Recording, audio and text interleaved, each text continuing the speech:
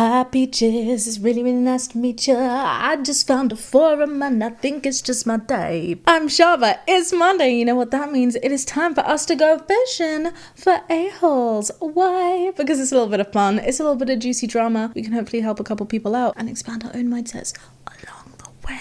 We love a good self-growth moment. If I've got my timings right, the day that this video goes out is also the first day that Jamie and I land in the States for the T in LGBT book tour. I'm very excited and manifesting that it's going to be a lot of fun. If you are in the States and you fancy come say hello, go check out Jamie's socials. You can take a look at my Instagram too. I'm sure there'll be schedules up there. Let's go fishing for drama right now, but very excited to be over there and here at the same time. I'm magic. Shoop! Would I be that drama for asking the staff at my gym to stop someone from recording classes? Ooh, let's read on. My gym has daily group exercise classes that I have recently joined, says OP. In the 2 weeks that I've been here, one regular stands out the most. She regularly abandons the workout, picks up her phone and records the class. Everyone else in class. That is really weird. Number one, you're there to exercise, so like why are you spending the time filming and not exercising? And number two, doesn't that really annoy the instructor? People are going to the class to exercise, not be filmed, so it's a bit of an invasion of privacy, right? Especially like I clearly have no problem with being on camera in some capacity. Does that mean that I would want to be filmed when my hair was all messy and my body was all sweaty and my wibbly bits were all wibbling because I'm like in a safe space having a good time at the gym? No, I would not like that at all. Also, wouldn't the instructor be really annoyed to be like,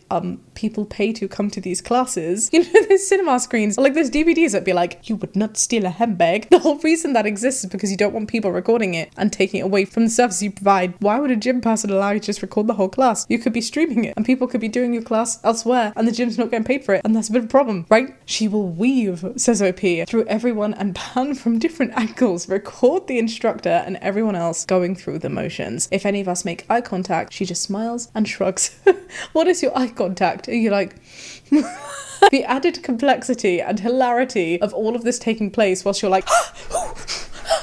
So like, it's funny to me. It's for Insta and the Viber group, she'll say. She does this for every class, no matter what it is. Yoga, Zumba, boxing, spin class. A person asked her to stop once and all she did was move the camera so that they wouldn't be filmed. Wait, so does this person like attend the gym? Does she work at the gym? Is she like their social media person? It doesn't seem like it because you're saying that she regularly abandons the workout to do that. So she's not there like ready and poised at the beginning of the class to be like, haha, I'm here to film you. I'm so confused. An instructor for a different class did the same recently and she just kept going, still not working out. Oh, so a different instructor asked her to stop once and all she did was move it so that this other gym goer couldn't be filmed, but now she just kept recording anyway. That's so odd. This is where the internet goes too far.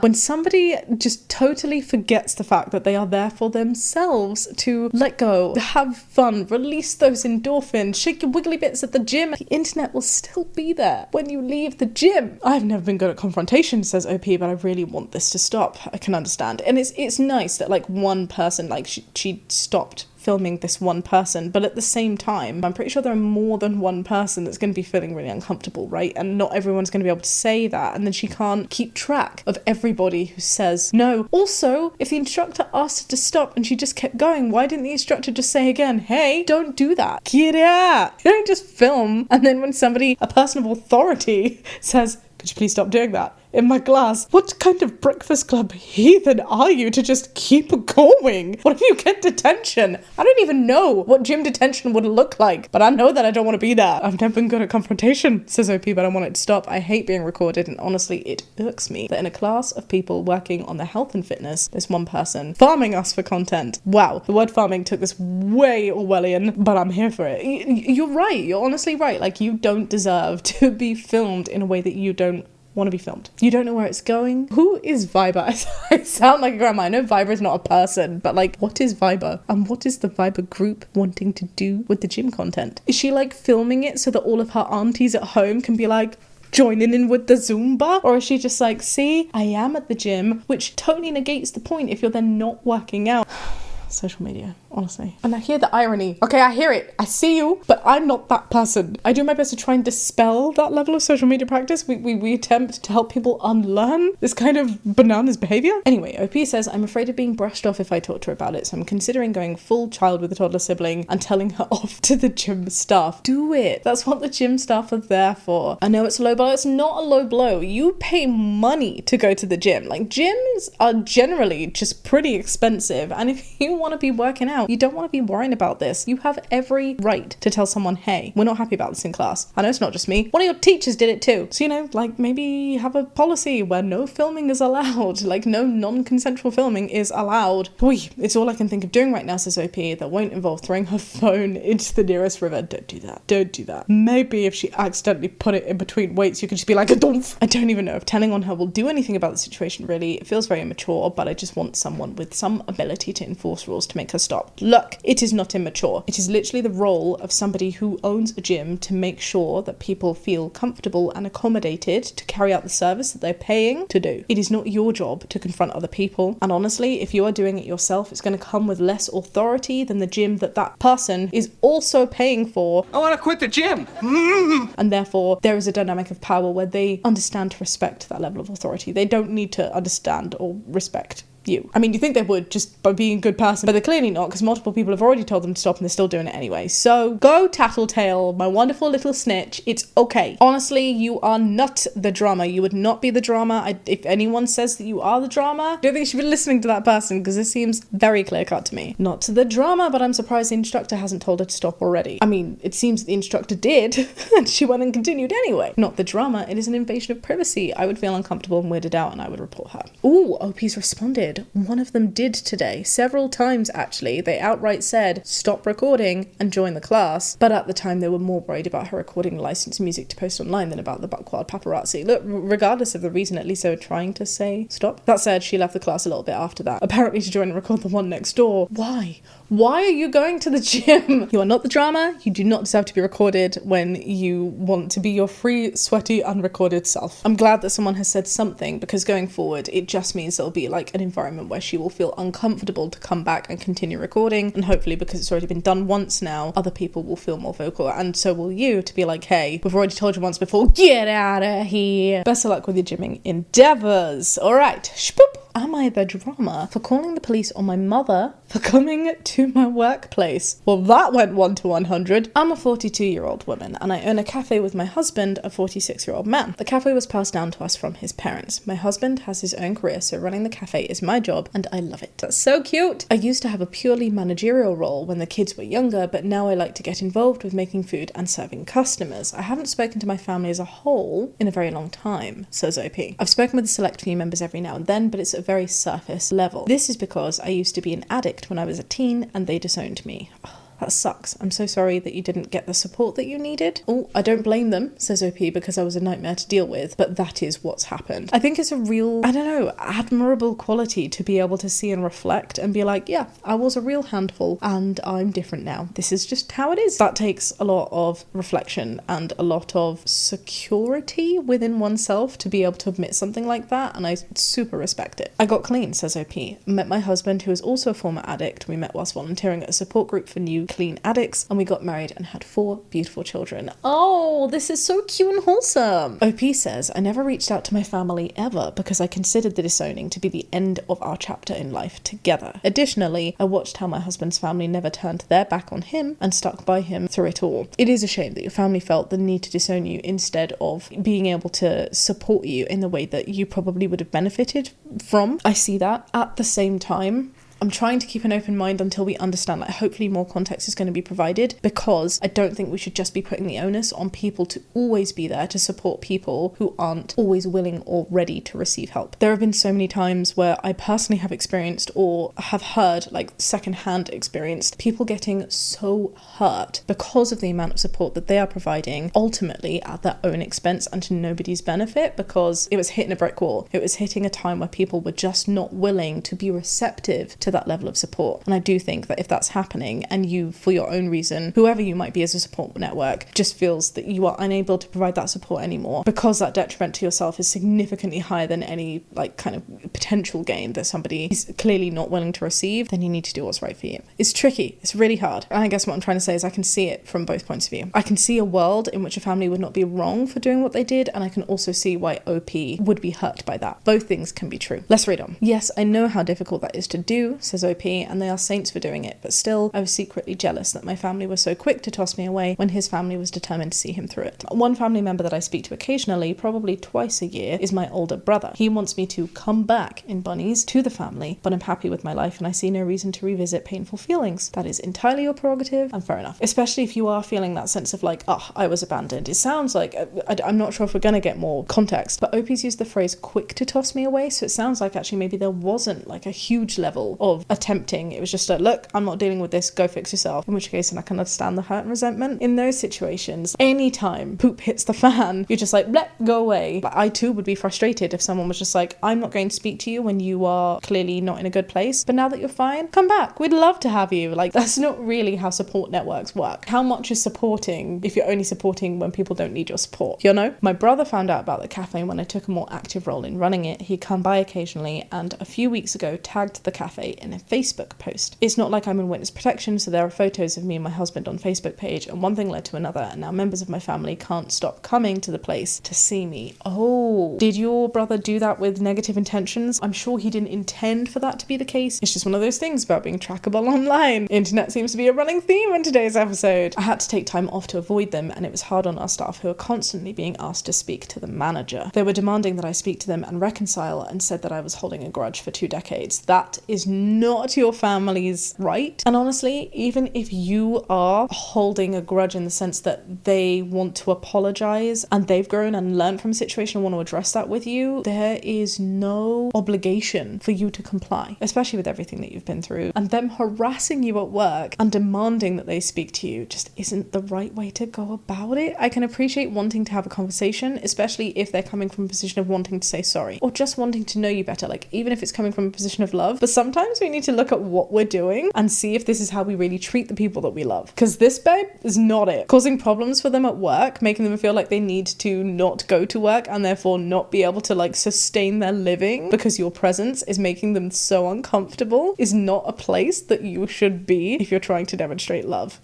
My brother told them to stop numerous times. I told them to stop, but it was a nightmare. I went to my CCTV, took the photos of the family member who kept coming, and made a banned list. If they came in, they would be considered trespassing and the police would be called. They were informed of this. Yesterday, my mother came and yelled at my cashier, who is my husband's niece. Oh no! And of course, they're your husband's family, because it's a family-run place. This is all kinds of messy. I can totally appreciate why you'd want to really instill those boundaries with anyone, but especially when it's also going to cause issues not just in your workplace but also in your home life and with another family who also has dealt with things like addiction in a very different way. My mum yelled at the niece to get me from my office. I asked her to leave and then called the cops. They came and made her leave by physically removing her, and they only would have done that if your mother was refusing to leave by choice. Like, police wouldn't just randomly pick up a person. I think what that also reflects is that mum was being quite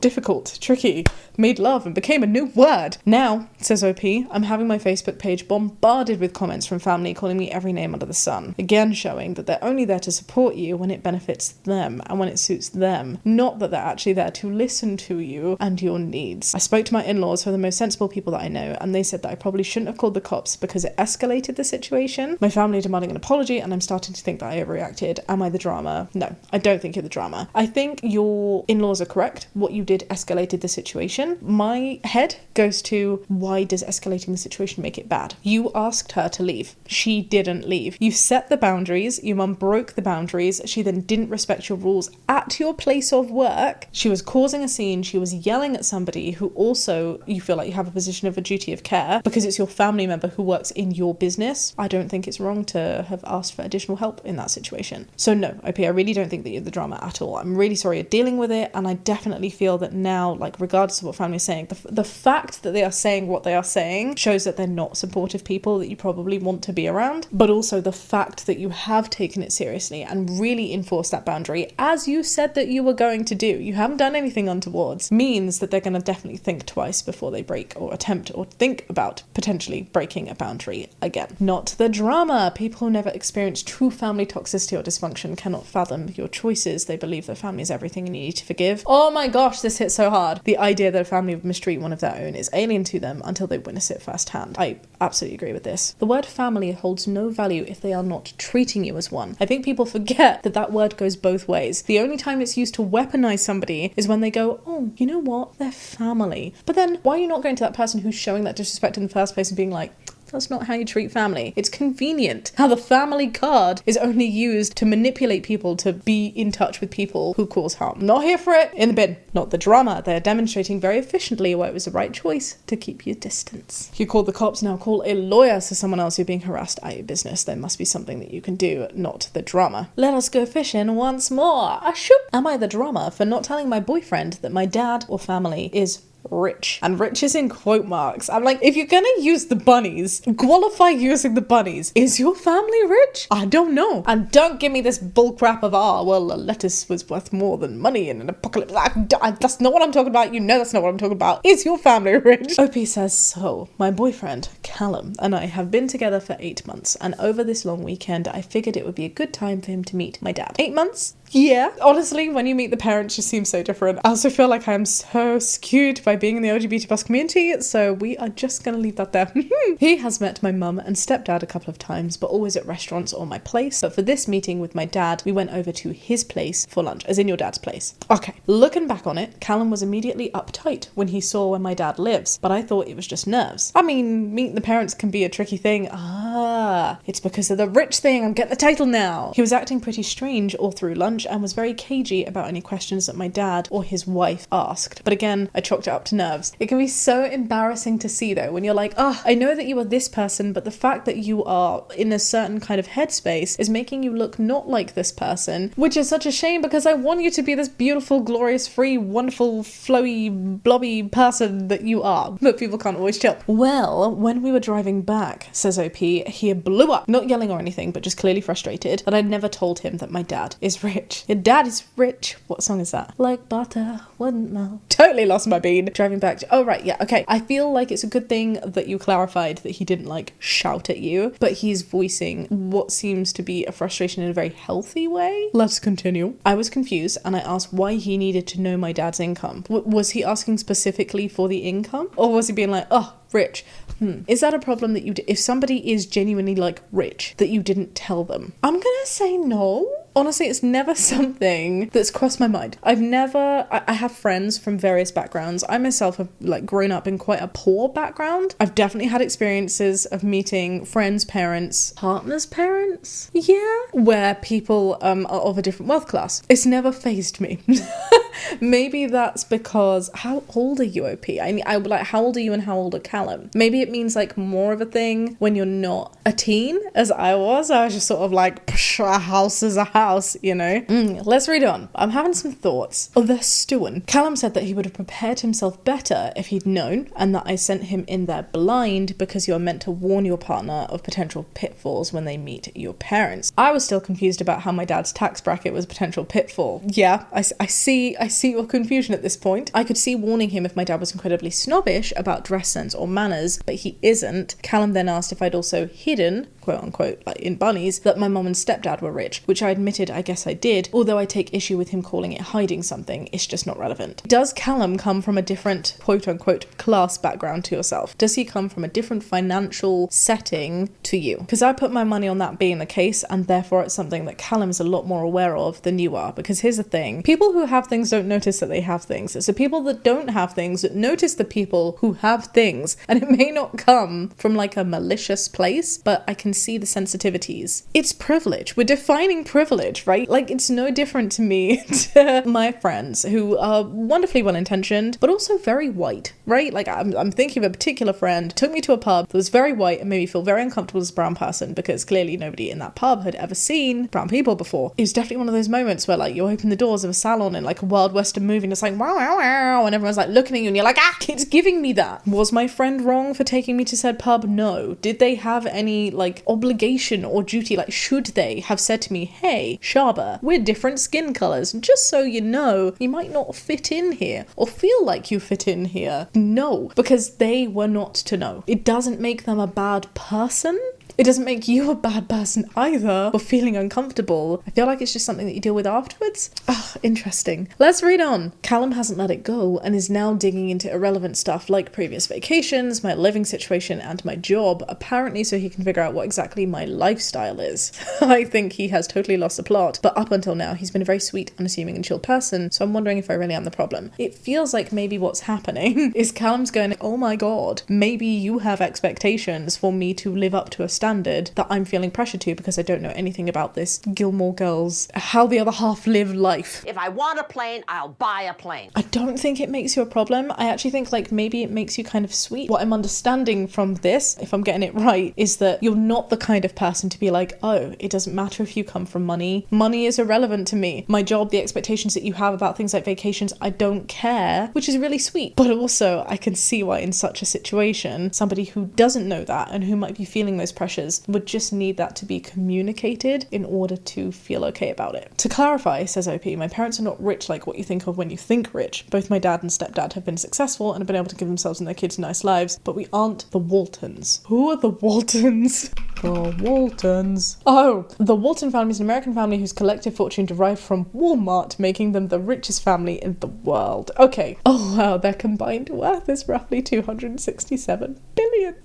That's a lot of money. This quote about the Waltons, now that I understand who the Waltons are, I feel like it skews it a little bit for me. Not enough to call you an a-hole or like the drama in this situation, but you don't need to be the Waltons to be rich. I think if you're saying, oh, we're not the Waltons, like, it's quite a privileged thing to say. I'm feeling like you're very blinkered, but also not fussed about the financial situation of Callum, and Callum just needs to understand that you don't have expectations. If that is the case and you don't have expectations, like, you need to be able to have that healthy communication, and Callum then needs to unlearn to get so like set on this idea of financial status. I'm gonna go no drama here. That's my badge. It's funny because I feel like in some ways Callum's been a tiny bit of the drama, not for feeling the way that he felt, but for, I guess, extending that onto assumptions of you with his actions that have made you not comfortable. But also, you've been a tiny bit of the drama in comparing yourself to the Waltons. Basically, maybe this is something that somebody would have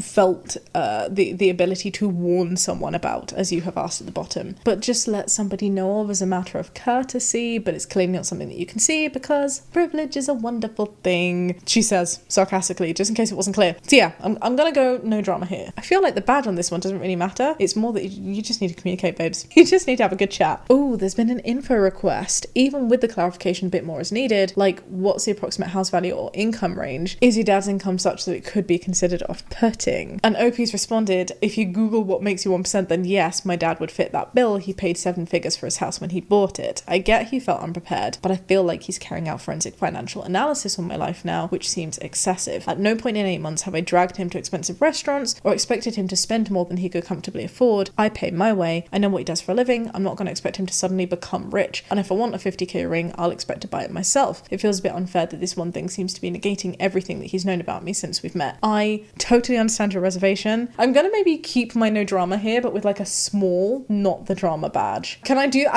it's my video. I make the rules. I'm going to do that anyway. That's my verdict. I still think that the fact that you can't see that level of unpreparedness as something that he's just feeling, it's turned into like a, oh, I'm upset about it, instead of a, oh, let's work through this and I'm sorry that you feel uncomfortable. You don't need to. Let me reassure you in this way. Like, everything you've said here, I hope hope you've been able to communicate that to your partner. Because, I mean, if daddy bought £1 million house, then yeah, and it's not just £1 million, it's 7 figures. It could be a multi-million pound house. Yeah, your parents are quite rich. And I can see where that could be shocking for somebody who is not from that and is feeling a lot of pressure in an environment where meeting the parents is something that is like quite stressful anyway. Oh, someone said, I was going to say not the drama, but Jesus, every response highlights how you're so oblivious to everything going on and incredibly defensive about your situation. You are a picture of, we're not rich because super ultra rich people exist. Yikes, you are the drama. I think this is very harsh judgment. I'm going to leave it there so that you can decide, Peaches. You are the drama. You tell someone when you or your family is 1% rich, you are out of touch with the real world. Look, I agree that OP seems out of touch, but why does being out of touch make you the drama? That's what I'm not quite understanding. I think OP's been very clear that despite being out of touch, they are not expecting or, you know, like enforcing rich assumptions on anybody else in the world, including their partner. So, like,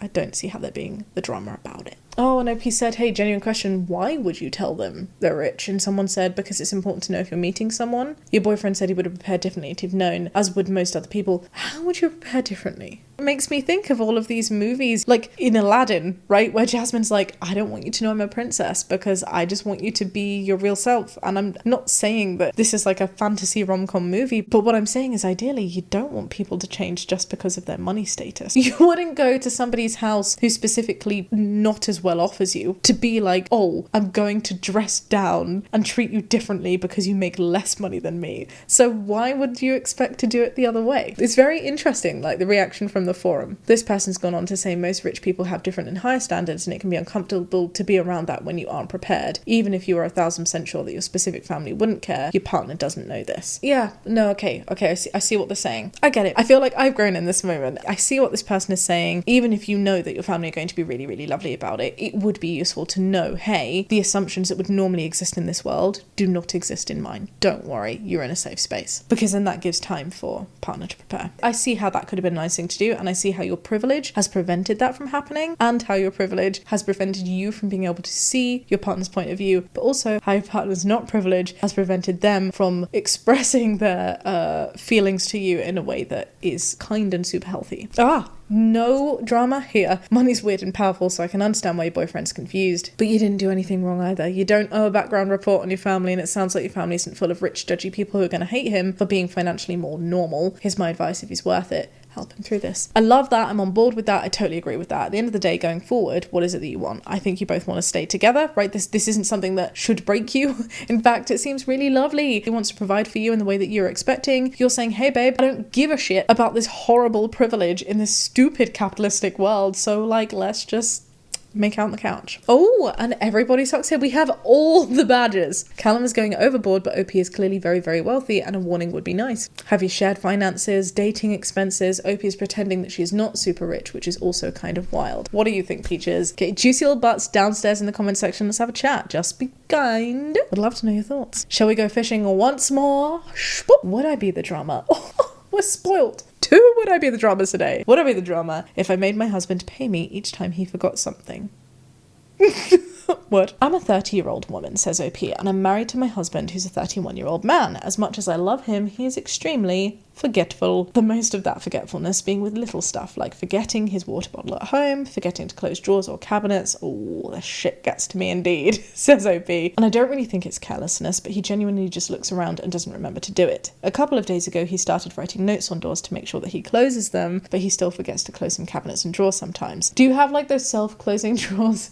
To be fair, I have self-closing drawers and I forget often. Jamie's constantly like, there's 2 cupboards. It's the one under the oven and it's the one that holds the medicine. And he's like, Shaaba, why are they always just a little bit ajar? Mark my words, says OP. Once our kid, 2 months old, is old enough to start kindergarten, he's gonna forget to pick him up. That's more than just not shutting a medicine cabinet door by this much. Well, on Friday, says OP, when he left for work, he left at least 2 drawers open, the microwave door open. Oh, that's not good, especially if you have a child as well. That can end up being quite dangerous. And he forgot his drink as well as his food. I was actually surprised by the food thing, since he never forgets that. I did drive to his job to give him his drink, insert mental image of 6-month pregnant woman trying to fit into a Q7. When I got there, he retrieved his stuff and I made him give me $50 though for my time and gas. This stuff is not cheap. Oh. Okay, hang on. I was feeling some kind of way and I was like, get over it, it's a cupboard. Then I was like, oh no, hang on. Husband's not doing a fantastic job here. This is more than just a cupboard. Then with the surprise by the food thing and more, and the fact that you have a 2-month-old, like, this is me making an assumption, but like perhaps dad is very overwhelmed. Perhaps there's something neurodivergent going on or something similar that means that no matter how hard dad is trying, something is not computing and he needs support, not punishment. Then I felt bad for you for having to squish your very advanced pregnancy bump into a car, but then you asked him for money, which I should have seen coming because of the title, but no. This feels weird to me. This feels like such an imbalance of power to be like, oh, I am fining you. Gas is not going to be costing you $50 and he's not your employee, so why are you paying for your time? If you as your partner have chosen to do this, or even if you've not chosen to do this, if you're doing this to help your loved one out, I just feel some kind of way, like a not good kind of way. You both have a kid together. You're here to help each other out. You're not here to find people like you're some kind of traffic warden or hire people as if they're some sort of employee. No. I was about to put my badge up. There's a little bit more. Let's read on. When he got home, he asked me if the whole pay thing was going to be a regular thing, and I told him that he could always just remember his stuff. He just laughed and walked away, but I don't think he's actually taking me seriously, and I'm asking here to see if I'd be wrong if I did. So would I be the drama if I made my husband pay me each time he forgets something? Regardless of whether he's taking you seriously or not, you're seriously considering this, right? I just don't feel like it's the right thing to do. I'm going to go with my initial gut feeling and say that you are the drama. It doesn't feel right to charge your partner. Clearly he's having an issue remembering stuff. I think I want some more context on that. Is he laughing? Is he trivializing? Is it like, oh, sure, I'm gonna forget to pick the baby up from nursery. I guess I didn't do my food. Ha ha, you had to get yourself out the house when it's clearly really inconvenient for you. Ha ha ha. Is that what's happening? Or is it like, oh, I'm so sorry, I just keep forgetting, like I don't know what to do? Because if it's that second, that's something that can be worked on and definitely needs to be treated with more love and support. And if it's the first, then we need some more boundary setting. But either of those pathways do not involve finding your partner. Also, how would you like come up with the money amounts? I would just feel so bad taking money from my partner in that way. I think objectively too, it's just odd. This guy sounds like me and I have ADHD.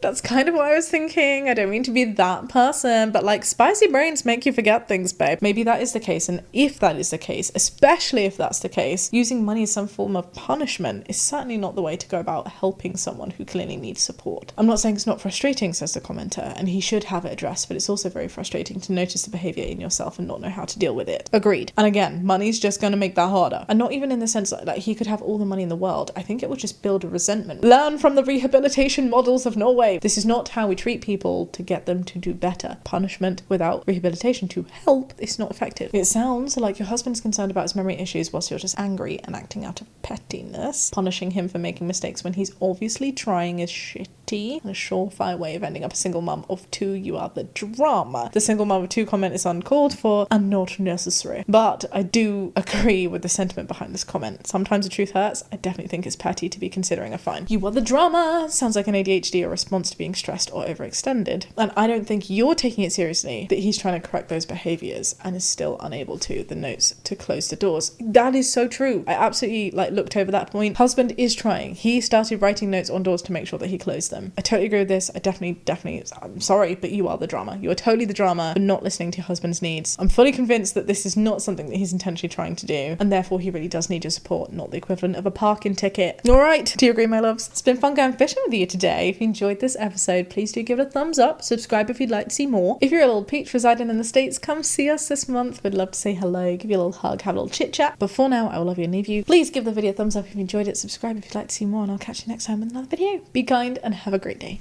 Bye.